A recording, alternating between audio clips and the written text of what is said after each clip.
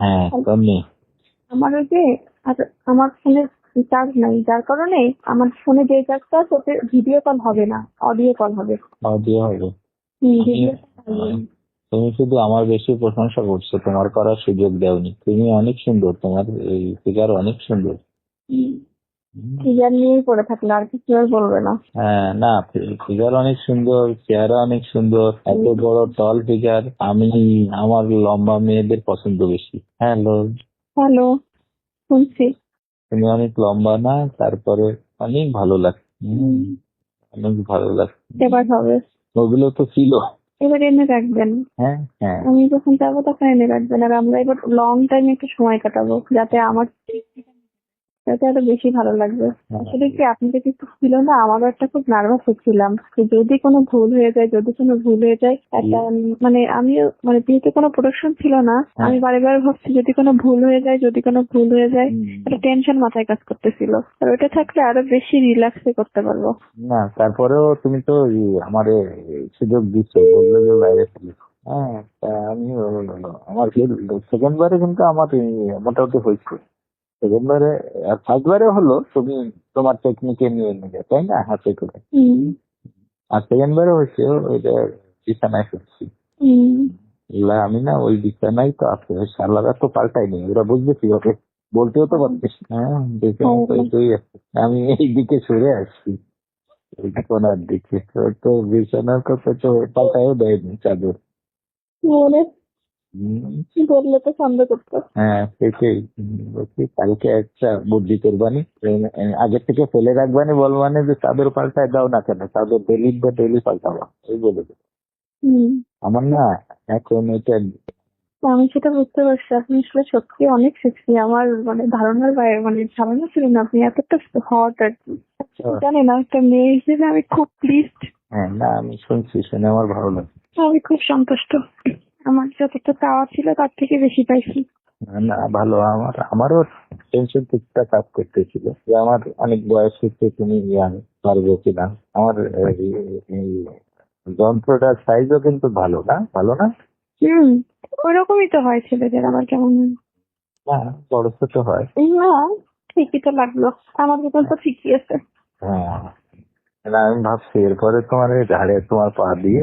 হ্যাঁ আমাকে ধরতে দেরি আর আমার কাছে যাইতে দেরি হয়নি, আমার এতটা কারেন্টের মতো আমি চলে গেছি আজকে। ও হ্যাঁ, এখানে ঢুকেই তো আমরা ওই যে আগের দিন আলাপ করে নিয়েছিলাম না, এই জন্য আগে হ্যাঁ, ঠিক আছে, আমাদের বয়সের ব্যবধান আছে কিন্তু জুটি ভালো। হ্যাঁ, আমার তো মনে হলো না যে কোনো ব্যবধান আছে, ঠিক জুটিটা আছে, ভালো। হ্যাঁ, কোনো ব্যবধান বলে মনে হলো না। আপনি যে সেক্সি, ও তোমার আমি তো দিচ্ছিস না। অনেক, আমি আপনাকে আমার এখনো মনে হচ্ছে যে কেমন একটা যেন হচ্ছে আমার সমস্ত শরীরের মধ্যে। অনেক মজা, মানে এত মজা, তা কি বলবো, মানে অনেক সুপুরুষ। একদম যা ছিল তার থেকে আমার বেশি ধারণা হইতো। যখন তোমার ফ্রি দিন হবে না, ফ্রি হবে তখন তোমার ওটা আমি ভোরে দিয়ে দেবো। তারপরে দরকার নেই রিস্ক নেওয়ার। না, ফ্রি দিনে ভোরে ফেলবো একেবারে। আসলে কখন কোন সময় হচ্ছে তো, মানে আমার ডেট অনুযায়ী হচ্ছে না, এই জন্য একটু সমস্যা ঝামেলা না, হয়ে গেছে। ঠিক আছে, জীবনের ঝুঁকি যেখানে ওখানে আমি ওগুলো নিয়ে আনায় রাখবো। যেই কয়দিন অন্তত যা থাকছেন সেই কয়দিন আমি বেশি বেশি যাবো।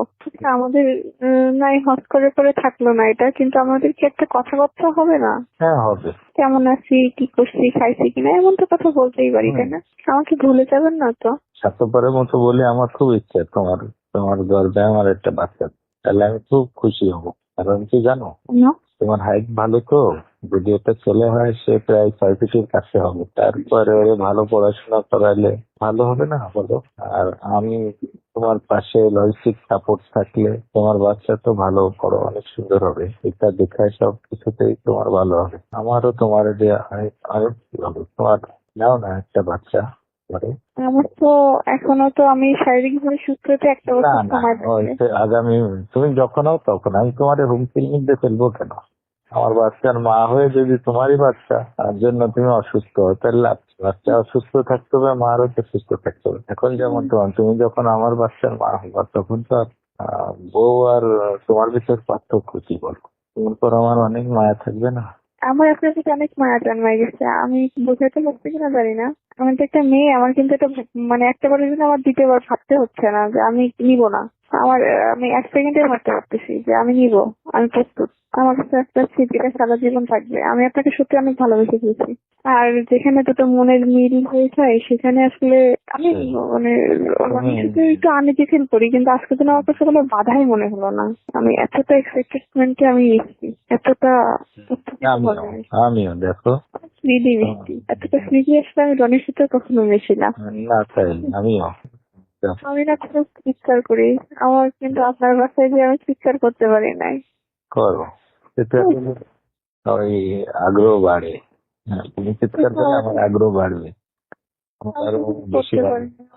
তো মানে মনে হচ্ছে আমাকে যেন খাঁচায় বন্দি করে রাখছে। হ্যাঁ, আমি যেন আমি 100% দিলে আপনি আরো আমার হয়তো আমি 50% দিতে পারছি। ঘুমাও। ওকে, ঘুমাও, সকালে কালকে কথা হবে। Thank you. ওকে, আল্লাহ হাফেজ।